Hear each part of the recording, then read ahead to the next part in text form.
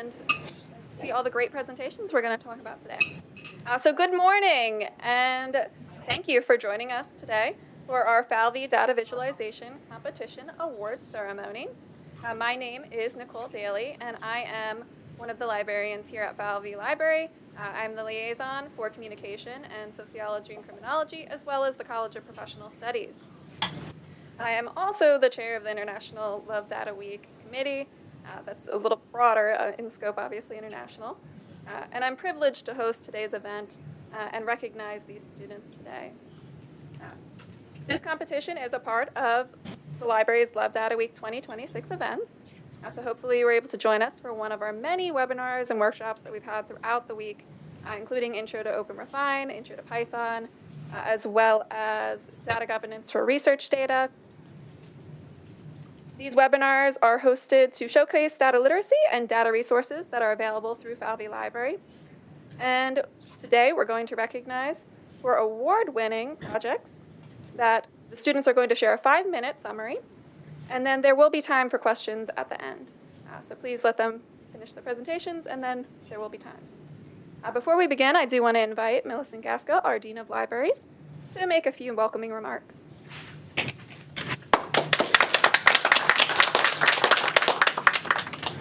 Good morning. Data plays an essential role in advancing knowledge. It informs research questions, sharpens analysis, and can communicate complex ideas. The internationally celebrated Love Data Week invites us to reflect on how data shapes scholarship, research, and decision-making across disciplines. The Falvey Library Data Visualization Competition was established in conjunction with Love Data Week to recognize and celebrate the many ways data is used in Villanova scholarship. At its heart, this award is about data information literacy. It challenges us not only to collect and analyze data, but also to present it responsibly, ethically, and effectively. In an era defined by information abundance, the ability to interpret and communicate data visually is not simply a technical skill, it's an essential academic and civic competency. Data visualization sits at the intersection of analysis and art. The strongest visualizations do more than just display information. They illuminate patterns, reveal insights, and make research accessible to a much broader audience. They transform complexity into understanding, and the students we recognize today have demonstrated that excellence in doing precisely that. The 4 award recipients represent the creativity, rigor, and intellectual curiosity that defines Villanova's community. Their work reminds us that data is not abstract. It is deeply connected to real questions, real communities, and real-world problems. This ceremony is also an opportunity to reaffirm the library's role in supporting data literacy. Falvey is not just a steward of knowledge, but also a partner in the research lifecycle, from data management and digital scholarship to visualization and preservation. We are committed to equipping our students and faculty with the skills and resources they need to engage thoughtfully and effectively with data. In just a few moments, we're going to hear from our award winners as they present their projects and discuss how data informs their research. I encourage all of you not to only listen for the findings, but for the stories that the visualizations tell, the questions they ask, and the methods they employ, and the impact their work may have. So thank you all for being here, and I will turn it back over to Nicole.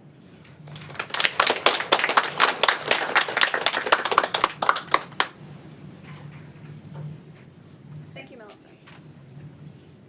So to begin, I would like to introduce and congratulate our first award winner for our Falvey Data Visualization Competition, Emma Lane. Emma is a senior undergraduate student, double majoring in statistics and mathematics with a minor in sociology. Emma, if you would join me.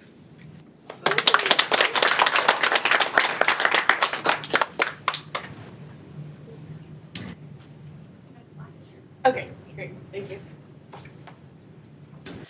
Okay, the microphone. Okay, so my visualization comes from, well, I guess we'll put that one over there.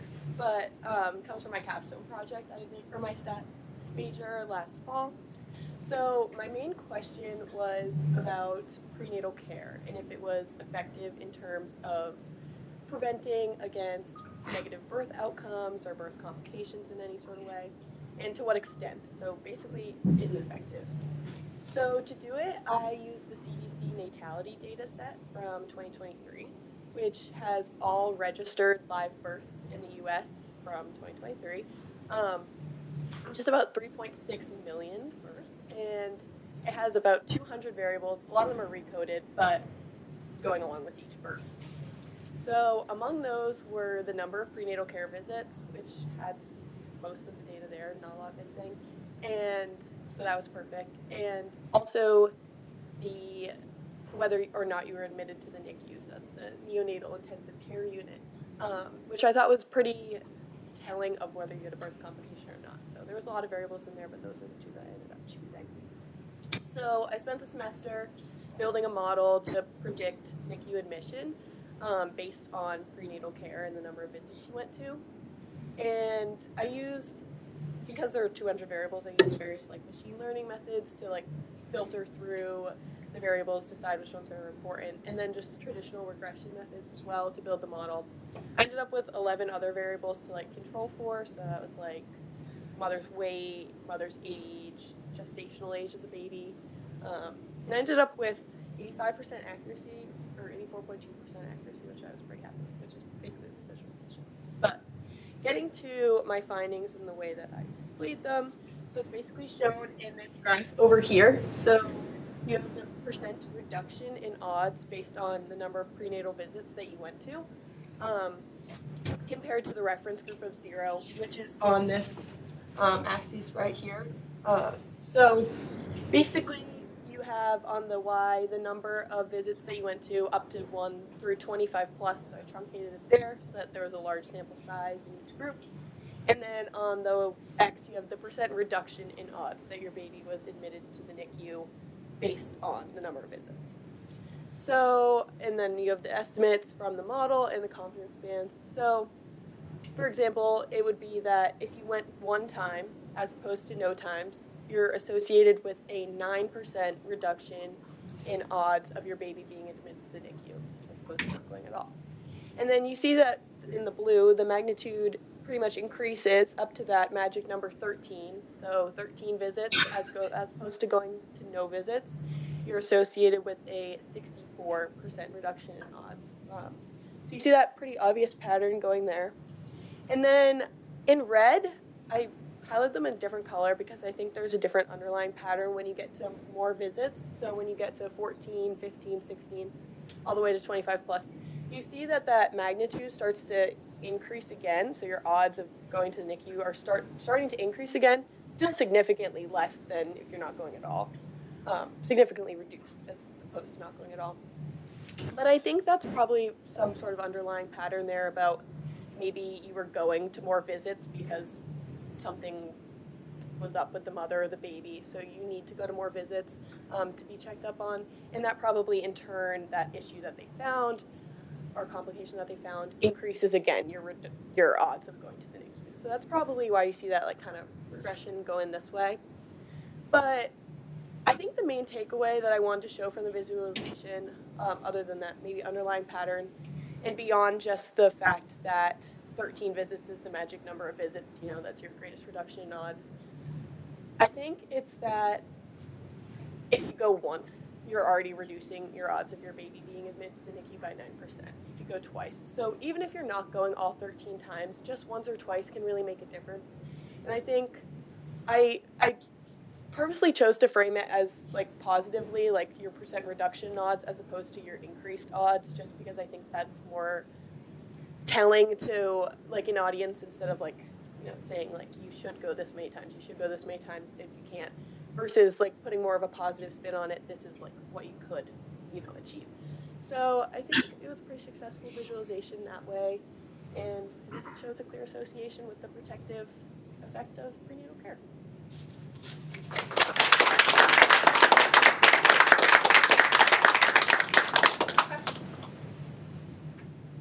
Yeah. Where did you get your data from?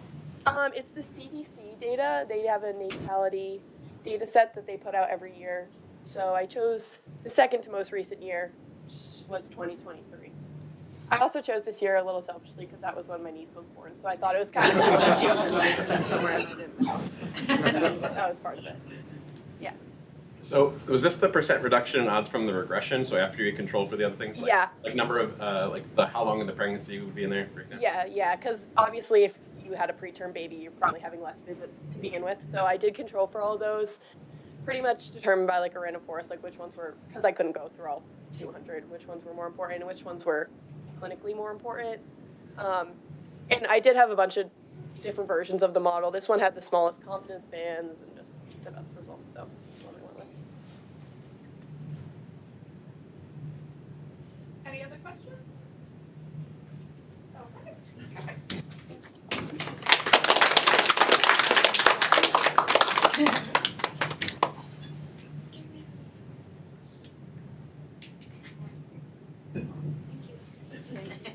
Oh, thanks.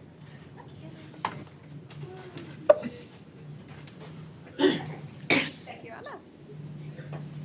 So at this time, I'm going to congratulate our next award-winning project by Shibam Ora. So Shibam is a third-year undergraduate student majoring in computer science and economics. So if you could join me here.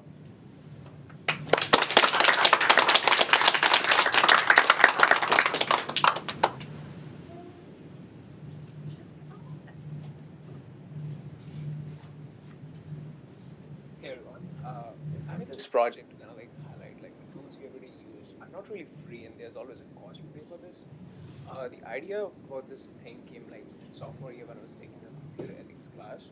There was a reading in that class about like different cookies. As soon as you go to a website, we see like a pop-up and it says like X you have to reject. Everyone usually thinks that this is like a checkbox, but it's like basically giving them the permission to like track all your users to the website, which times when you're based in which areas of website you actually go in, and they use this data to kind of like create personalized ads, and then they like make money out of it. So coming to the websites, it's divided into like 6 different sections. Like this is the first one. All the every data you have like a source tag underneath it, so you can see like oh this was based on like this particular research and that. So approximately I found out there's like 4,800 like data points that are collected every single day. Like 4,400 of them is like shared with third parties, and they're also retained for more than 7+ years, which is about $200 basically. Going to the next section, this is like basically how different categories of tools are divided. This is like the most used category with 4.9 billion users, which is the social media, and here next to it you can see that there's different like statistics graph there, like how this data is collected, how is it monetized. There's like real examples of how like Facebook and Instagram got like slapped with a 390 million euro like fine back in 2023. It's also linked to the researchers like where this data came from in this section, what type of data is collected. In the next section, which is like the AI systems, which are really popular these days, it's like go to the same section and link to the researchers examples of this. There's some changes in this because recently Sam Altman announced that they want to integrate ads in OpenAI, so this is going to be increasing by that. The free version is going to have increased exposure. Also, their CFO like 3 weeks ago pointed out that they want like a outcome-based pricing. So it means like if you create something from ChatGPT and it makes money, they want to cut off that, like royalties and like profits out of this. So each section has a similar thing.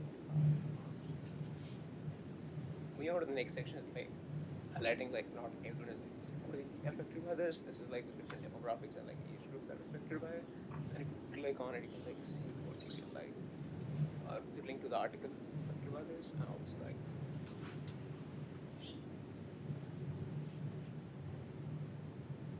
you can click here as well for like detail.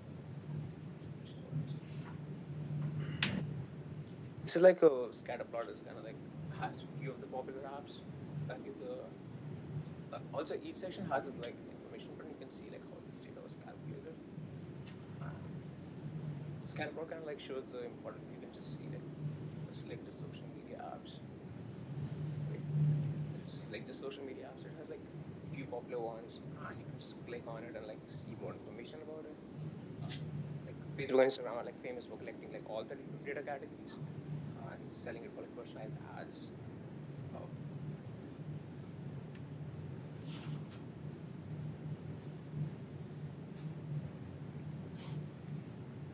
And then there's like different apps you can click on, and it's like ChatGPT paid has like less exposure compared to like free tier of it, which is and this is like a basic like rule-based calculator for like this exposure. The formula for this is given here, like how it works. You can choose how much power user you are, and then it moves along with it, and how much privacy awareness it has. Kind of these update automatically, like how many data points you might be using, and yeah, how many data that usually it's retained on. Simple formula is being used on like the top factor. Again, like the source is mentioned here, like the data. Yeah, so that's about it. It has some more sources.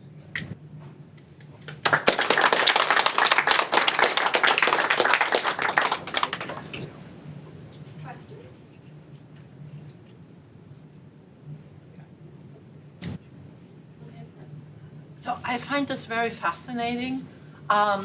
As somebody who worries about these things a lot, but how can you use something like this to educate an internet user who doesn't want to be bothered with knowing more about the free aspect of the internet?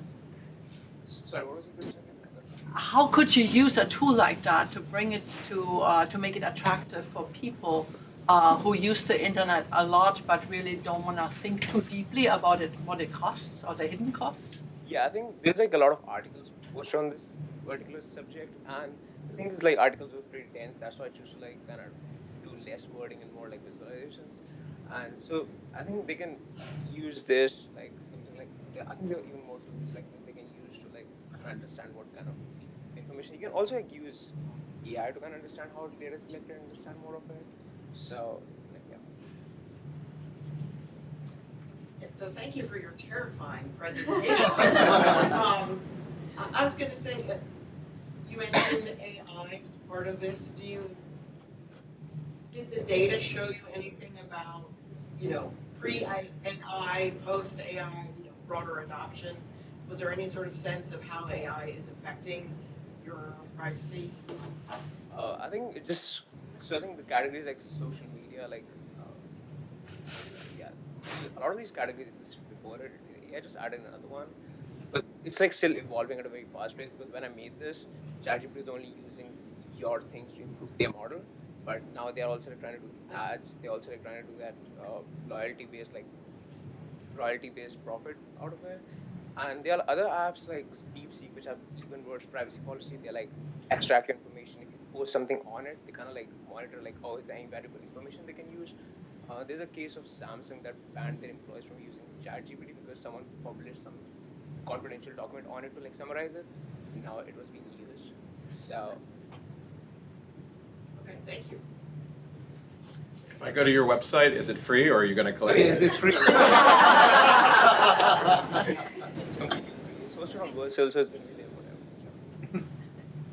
forever. Any other questions? Okay.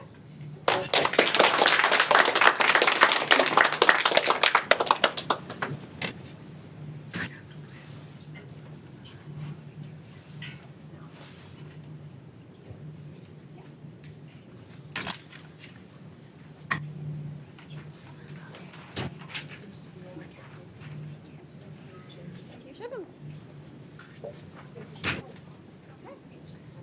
Our third award winner is our undergraduate runner-up, and that is Allison Booth, who is a senior double majoring in environmental science and geography.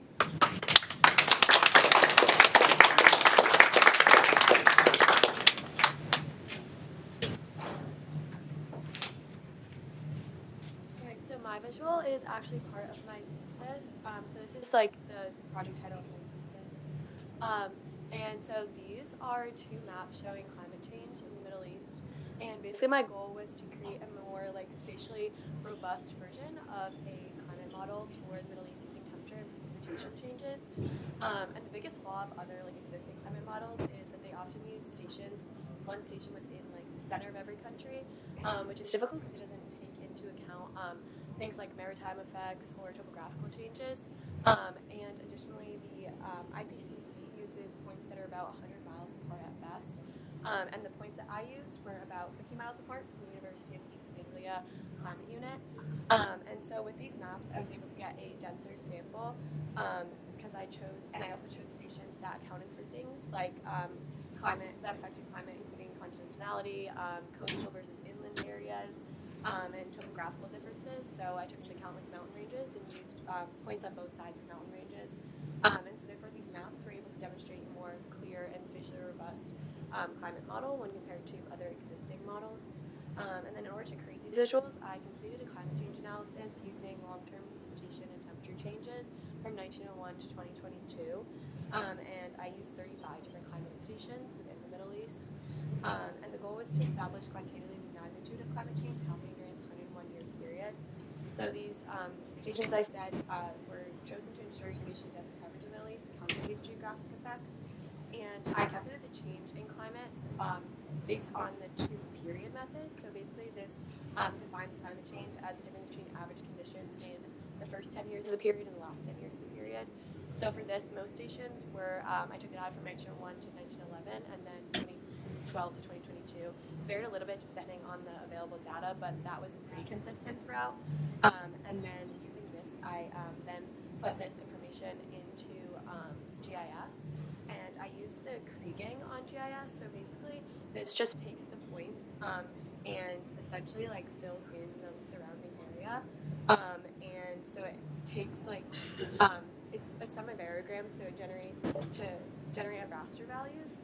So again, it estimates the values between points, and it's able to take, which is also why I did 35 points, so that I was able to take the most accurate version, and it fills in like all the extra space, I guess. And it's particularly well suited here because it counts for spatial autocorrelation, and thereby provides more accurate surface predictions from the scattered data points.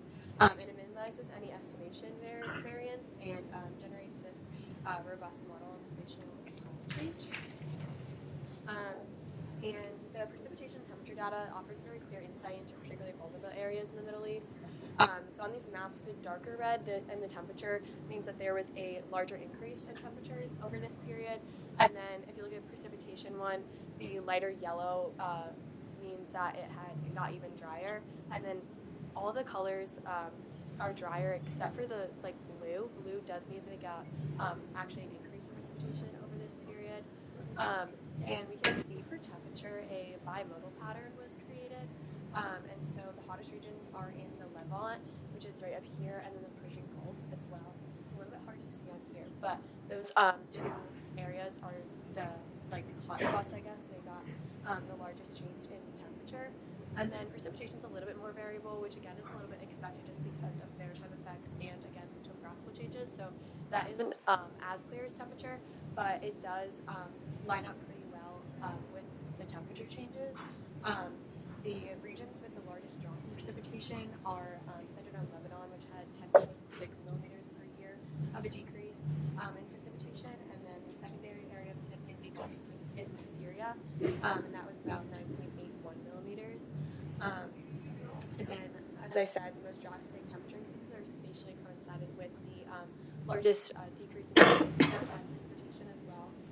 And this is even more concerning because as the temperature increases, this also increases evapotranspiration, which just exacerbates the already like large decrease in precipitation as well. And so even during wetter years, there's a huge effect.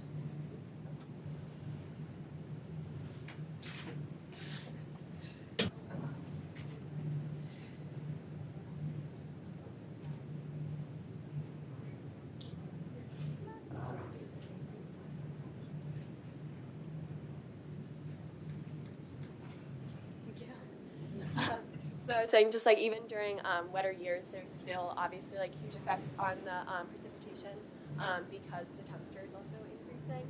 And this has important effects on water supply and food security in the Middle East. And it's especially concerning because the Middle East is already struggling with limited water resources, and in some areas like Kuwait, they're already at zero for renewable water resources. So this effects of climate change demonstrated here are just putting them in even more vulnerable positions.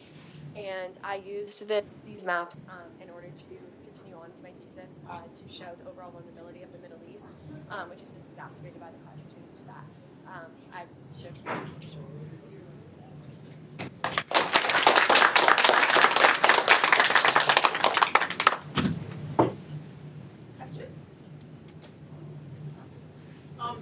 Was there anything, I mean, I'm looking at the visualizations, they're really clear what they're telling me, but were there any, areas where they didn't align quite as tightly or anything that surprised you in the data? Yeah, I was a little bit surprised with some of the precipitation. Like, I was not super surprised by Turkey getting an increase just because they have a little bit more precipitation in general, just climate-wise. But I was surprised by the sections in Saudi Arabia that had an increase in precipitation. That was probably the most shocking thing I found. But otherwise, like temperature and mainly precipitation, like it was kind of expected it was going to get hotter and drier. But yeah, I would say those like little sections were surprising.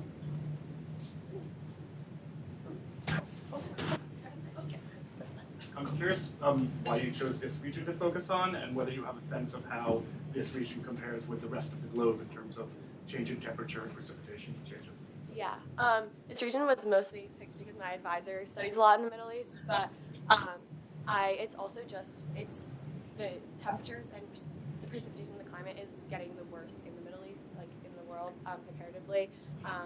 It's experiencing really difficult climate change, and they also have a lot of other like vulnerabilities, which is actually what I looked at further in my thesis. I looked at like different things like the economy and like I have a whole other visual that shows the vulnerability compared to the world with like other aspects in their society. So I chose the area because of that, like just to show the climate change is just kind of exacerbating the issues that are already occurring. And I further go into proof that that is inciting more conflicts in the region as well. So that's sort of why I chose that. I think my question was kind of related to that. What other visuals do you have? Because these are fascinating. But I was wondering if you built more correlations between this and population density changes all the time, or agricultural activity all the time, economics as you mentioned. Yeah. So I have another map that compares the entire world, and it's a vulnerability index that I made, and then I also have a water vulnerability index map. But the vulnerability index, it includes like the GNI, includes population age 0 to 5, like access to healthcare, a few other things. I have like 10 different variables in that one. And then I also have one for like access for water vulnerability, and that's like access to renewable water resources and stuff like that. So that shows kind of a better picture of like how this then would go to exacerbate the already existing problems and compared to the world. But yeah, so I do have a few other visuals too. Mine was just a little data question. You mentioned all of these data points are from the same organization. Was it easy to access, and did you have to clean that data too much, or it was all nice and easy because they were the same organization? It was easy but very nitpicky, I guess. It was nice it's all from the same organization, but some of my data in certain regions just they don't have the same years, so it was hard to find make sure that all the points that I chose had enough data from them. And then also they do it for like annual data, or they do monthly, so I had to make it into annually, and then had to calculate it. So just a lot of Excel work. So easy, but also not. Are there any other questions?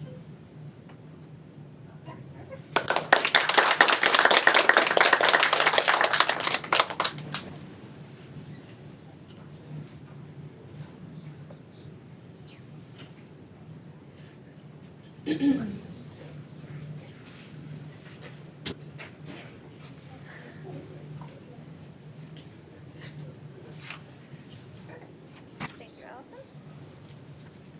So at this time, I'd like to congratulate our graduate overall winner, Joshua Maharjan.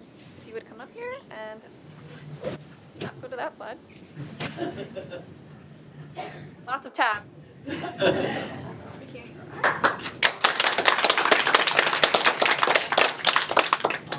first of all, thank you for hosting this competition and like having all of us here. It was actually really fun doing this, so thank you so much. I guess my project is like it's not little, but like it's gonna be super different to what everybody presented. They had like really nice visualizations, but I guess with my project, it's mostly because well, I'm like super lazy to do things, so that's why I guess the overall theme of my project is I was inspired to do this because I was lazy, and then I was also concerned about privacy, like how like Shivam was talking about. And the last thing was like I really need to see the data in graphs. I just don't understand numbers. So I guess the overall workflow for this project was so my own local dashboard doesn't look like this.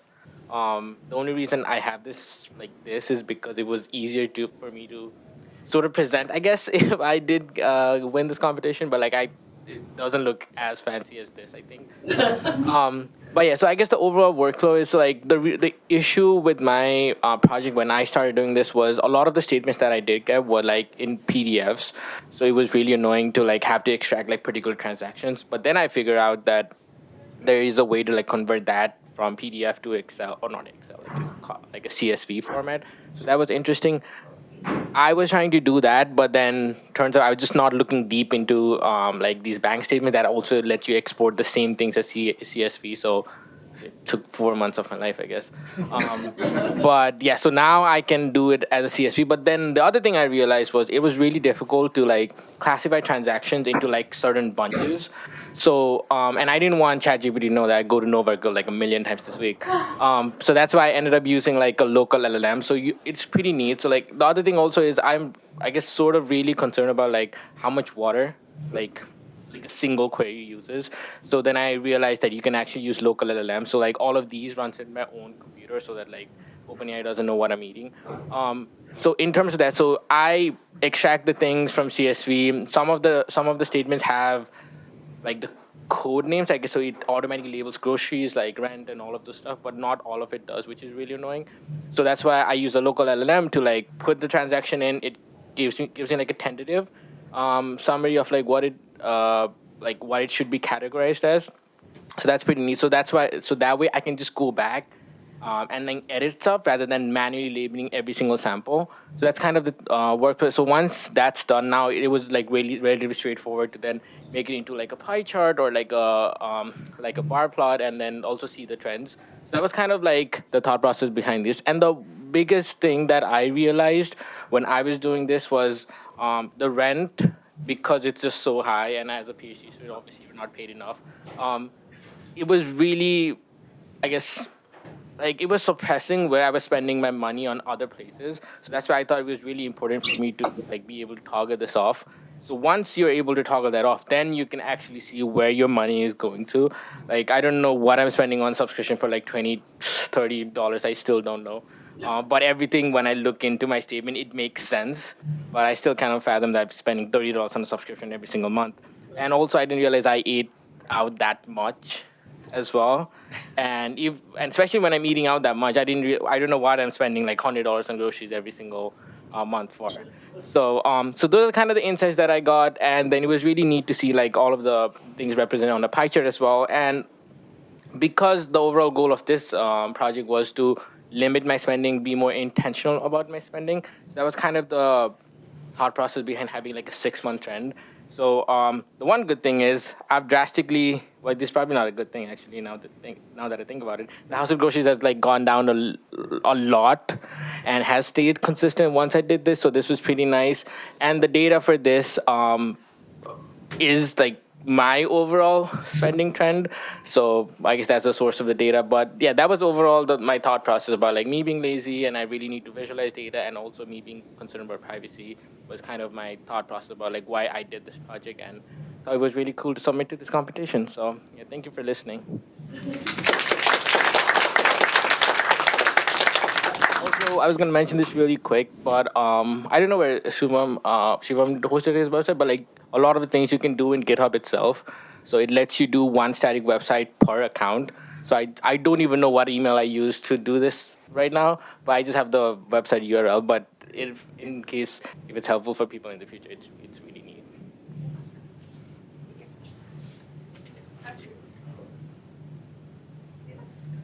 I'm totally fascinated by it, and I want to have one for myself. But I think you didn't describe yourself correctly. A lazy person would never do that.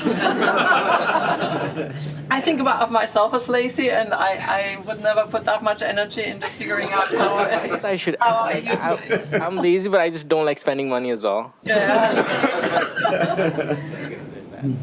But it's fantastic because it kind of I figured out because our electricity company sends us spreadsheets like that. A lot of in our banks, a lot of places do that already, but you don't get all of your spending in one picture, right? So I figured out that it's much cheaper to charge an electric car on campus than at home, because the electricity rate, and my explanation is that the electricity rates that Villanova pays are much cheaper than what I pay at home. But this kind of information analyses show you how things work, and they give you power. But I also like that you pointed out that you don't want anybody else to have that information, and you're running it on your own PC and not in a public place. I guess like especially with the electric, like the prices that you're talking about, maybe it could also be because like most of the time you're charging it during the day and not during the evening, where like the rates are higher. I guess so that may be one. Could be, yeah. Yeah, thank you for the. Any other questions? Okay. Thank you.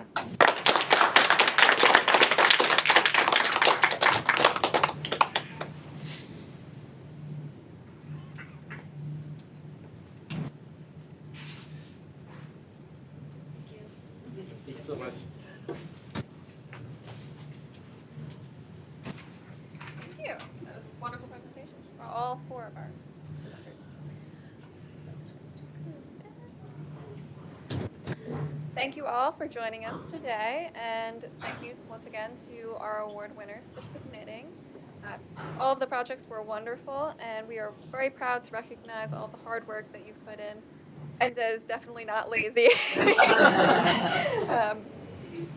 In recognition of all of your accomplishments, we've already presented each award winner with a framed award, and also we will be giving a gift card. So I want to thank all the students who submitted their projects, even the ones who maybe did not, weren't accepted as winners today. We've received many excellent submissions, and we look forward to next year. So thank you to our amazing judges, Erica Hayes, who is not here, Danielle Dempsey, Jennifer Santero, Michelle Gandy, who's there, Caitlin Fitzgerald, and Michael Posner as well. Thank you so much for all of the hard work that you guys put in throughout the semester. Have a great rest of the day, and there is still food left in the back, so please take some food with you. Yes.